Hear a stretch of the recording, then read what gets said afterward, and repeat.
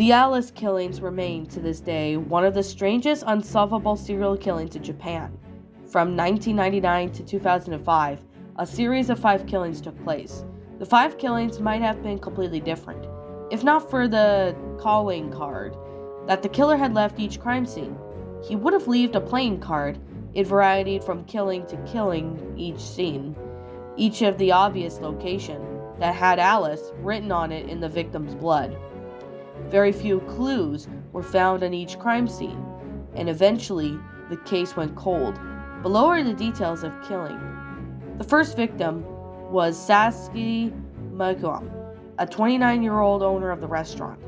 For those who knew her, described her as a headstrong woman with a short temper and sharp tongue with dealing with her employees.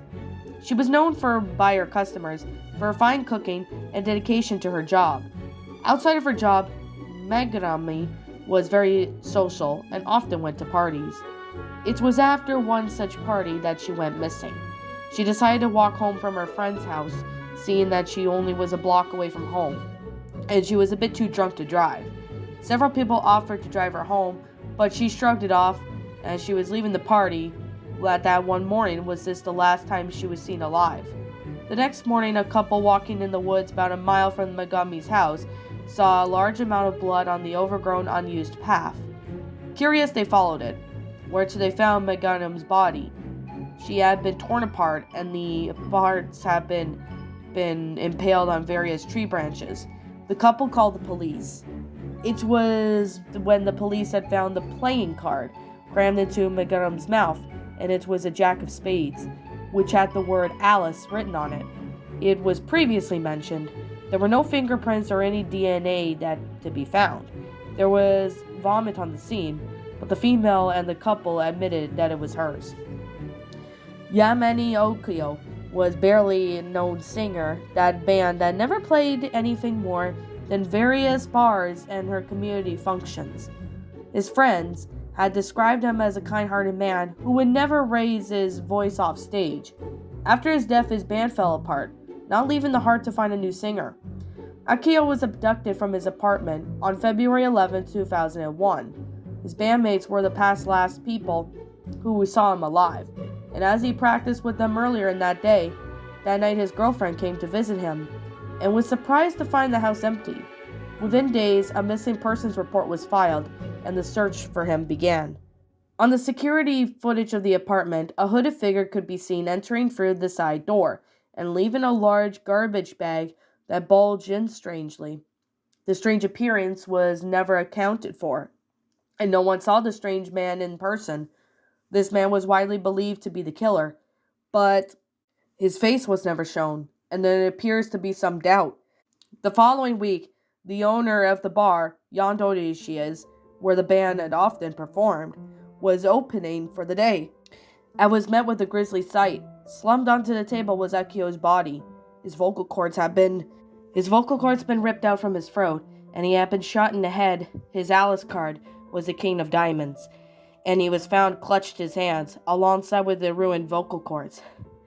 A teen girl, Kazuruka, had her whole life ahead of her. She was a sweet girl, and very well loved by her classmates and relatives. She wanted to go to college to be a fashion designer, and she was a week from graduating high school when she was abducted. Saruka's family went to Fabre, frantic trying to find her, and the whole town had combed for the lost girl. Her body was found 2 days later. Buried in a shallow grave, it didn't seem that the killer wanted her hidden. On the contrary, he had marked her grave with her Alice playing card, the Queen of Clubs. It had been taped on a stick, stuck on top of the grave. Saruka's body had been horribly mutilated. Her eyes had been carved from her body, her skin was flayed, and her mouth had been carved open. A crown had been seen sewn to her head, likely while she was still alive. No sexual crimes had been committed, either pre- or post-mortem. Along with Saruka's body was a note, written in straggly handwriting. It contained many disjointed phrases, some of which were unreadable. Death is a distorted dream. She will forever rule. And hail, those who die are the lucky ones. The various phrases that had been written, among the others, a match to the handwriting that was never found. These two were the last of the killings, at least the gruesome. Hayato and Hina were siblings, and were very close. Hina was the elder sister and was very stubborn. Her younger brother Hayato was very smart and had skipped a grade, causing him to be in the same class as his beloved sister. The two rarely fought, as most siblings tended to do. The two were found dead in their beds on April 4th, 2005. The cause of their deaths was lethal injection. The children's bedroom was wide open in the window and was deduced to the killer had snuck in quietly to kill the two without waking them. Then the two snuck back out. Each of the child held in half of the ace of hearts playing the card stat. Then when put two together, it spelled Alice. One very smudged footprint was then found on the carpet, but closer inspection made it impossible by the severe damage had done to the print. This was only done as a piece of evidence, other than the playing card left at the scene. A year later, the mother of Hayato and Hina committed taking her own life out of grief. Their father, who is still alive to this day, is going through extensive therapy to get over the death of his entire family. At this moment, he is really extremely depressed and heavily medicated. Shortly after the death of the Horisho siblings, a man named Suzuki Yuto was arrested for the murders. He was a bum with mental problems who claimed to not remember where he was at the time of any of the murderers. Most of the damning of all, he was seen wearing a coat that had belonged to Yami Akitio. A bit of a blood on the sleeve tested positive for his. Utio was raven at this point and claimed that a demon, black man with no face, had given him the coat. Yuto was eventually released, then a homeless shelter when 5 miles away from Kaya household claimed to have Yuto in their files for the night with Saruka's murder. Since there was no way for him to get him anywhere where she was abducted back without being noticed, Yuto was released. On April 30th, 2008, a producer known as Yugami P uploaded his first song to Nico video called Hitoborisha Asuro, translated roughly as Alice of the Human Sacrifice. This song is believed to be based off of the Alice killings. It tells the story of a little dream who lures people into its world and then goes to tell the story of each Alice. The song has a few parallels with each killing. First Alice, depicted as Mikio, was trapped in the woods where Megiram's body was found. The second Alice, depicted as Ketio, was a singer who was shot by a madman. The third Alice, depicted as Hasino Miku, was well loved and became the country's queen and was taken over by a distorted dream. The fourth Alice, depicted as Kanyami Renlen, was a pair of twins registered as one as Alice. They are described as being stubborn big sister and intelligent young brother. It also speaks on how they were yet to awaken, a possible reference to them dying in their sleep. In addition, the suits of the cards have found with each body killings are also mentioned in Yugami P. It has not stated for sure about this song has any realization for the Alice killings, but is widely assumed.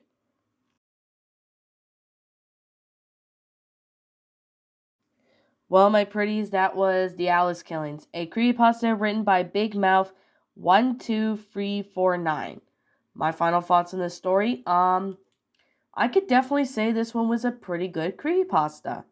I mean, it's a pretty interesting creepypasta involving, these people were mysteriously murdered, and the thing is that all the corpses and victims have in common was that they had like a card that had Alice written on it. And about this person was being in a mental institution, but then he was mentally insane and he got the idea of killing these people.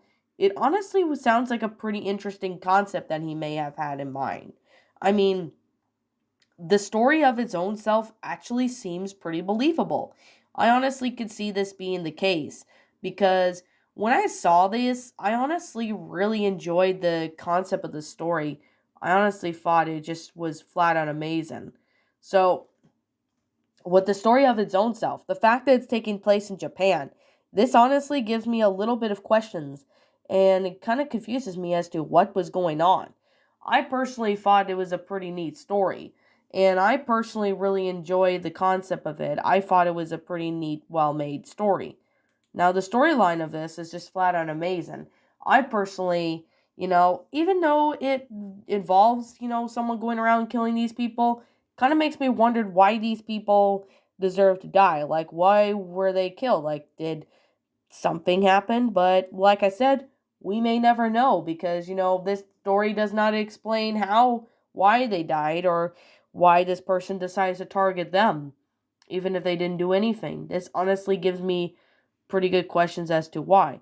I still thought it was a pretty neat story. It's pretty good, although it does kind of make me wonder about, why these people were killed. Like there barely wasn't really any explanation, but all we can really say is maybe we could come up with some possible theory as to what could have went down. Now, with that being said, I personally thought it was a pretty neat story.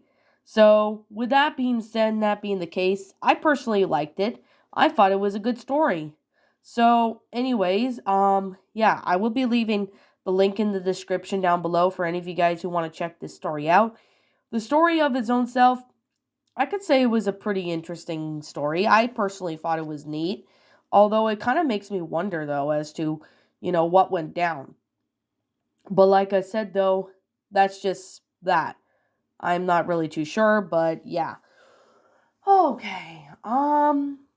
With all due reality, I still thought this was a pretty fun story to read, and I personally really enjoyed this. This is honestly a really good story. I gotta say that the author did a pretty good job with this story. So to the author of the story, if you happen to stumble across this video, great job with this. I honestly gotta say it's a great story. You did an awesome job, and I personally liked it.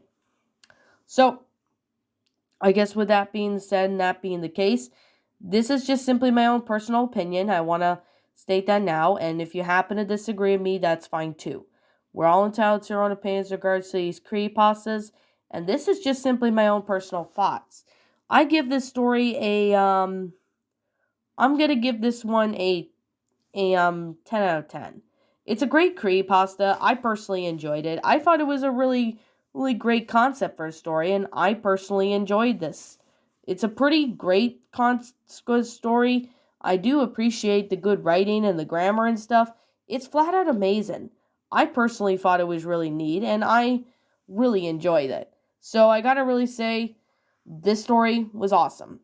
It was definitely a fun read, and I personally liked it. So, anyways, with that being said, and that being the case, what did you guys personally think of this creepypasta? Did you all enjoy it? Did you all not? Also, what we have done personally to help make this story a lot better. Feel free to leave me know what your thoughts are down in the comments below. I'm the Lion Queen. I want to thank you so much for watching today's episode, and if you're new to my channel, feel free to leave a like, comment, and subscribe if you're new. Ring the bell for notifications to when I upload, so that way you guys will not miss an upload. And as always, please roll the outro because I'm out.